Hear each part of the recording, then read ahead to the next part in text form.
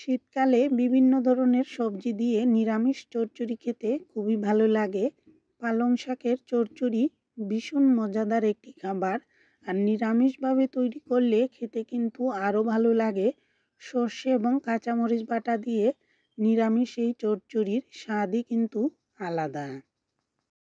কাঁচামরিচ, সরিষা বাটা আর সেই সাথে ধনিয়া ভেজে বেটে রেখেছি। আর সবজিগুলো খুব পাতলা করে কেটে রেখেছি, আলু, মূলা, ওলকপি এবং পালং শাক। আর পালং শাকের পরিমাণটা একটু বেশি করেই নিয়েছি। পালং শাক একটু বেশি করে দিলে মাখা মাখা হয়, খেতেও খুবই ভালো লাগে। চচ্চড়ি তৈরি করতে একটু সময় বেশি লাগে, আর এরকম পাতলা করে কাটলে সবজিগুলো খুব তাড়াতাড়ি সেদ্ধ হয়ে যাবে আর রান্নার সময়ও কম লাগবে। শাক বা সবজির পরিমাণ অনুসারে 2 চামচ তেল দিয়েছি। আর তেল গরম হয়ে আসলে ছোটো চামচের 1 চামচ পাঁচফোড়ন দিয়েছি। যারা জিরা ফোড়ন দিতে চান জিরাও দিয়ে দিতে পারেন। ফোড়ন ভাজা হয়ে আসলে এবার একে একে ধুয়ে রাখা মূলা, আলু, ওলকপি এবং পালং শাক দিয়ে দিচ্ছি। পালং শাক ভীষণ উপকারী একটি শাক। অন্যান্য শাকের চেয়ে এই শাকে আয়রন আর ক্যালসিয়ামের পরিমাণটাও একটু বেশি, আর হজমের জন্য খুবই ভালো, আর বাচ্চাদের জন্য কিন্তু খুব উপকারী।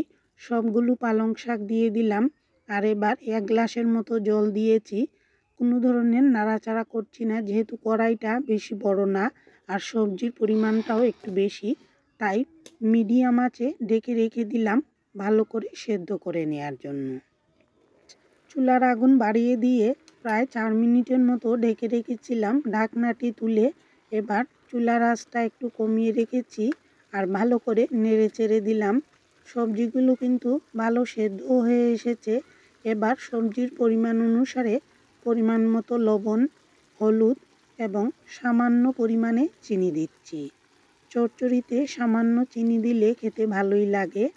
এবার বাটা মশলার মধ্যে কাঁচামরিচ বাটা আর ধনিয়া ভেজে বেটে রেখেছিলাম আর সরিষা বাটাও দিয়ে দিয়েছি। আর সরিষা বাটার পরিমাণটা একটু বাড়িয়ে নিলাম। সরিষা বাটার পরিমাণ একটু বাড়িয়ে দিলে খেতে খুবই ভালো লাগে। ধনেপাতার কিছু ডাঁটার অংশ আগেই দিয়ে দিয়েছি, তাহলে ঘ্রাণটা খুবই সুন্দর হবে। আর ডাঁটা আগের থেকে দিয়ে দিলে সবজির সাথে ভালো সেদ্ধও হয়ে যায়। সবজির সাথে মশলাগুলো যাতে খুব সহজেই মিশে যায়, তাই একটু সময় নিয়ে ভালো করে নেড়েচেড়ে দিয়েছি।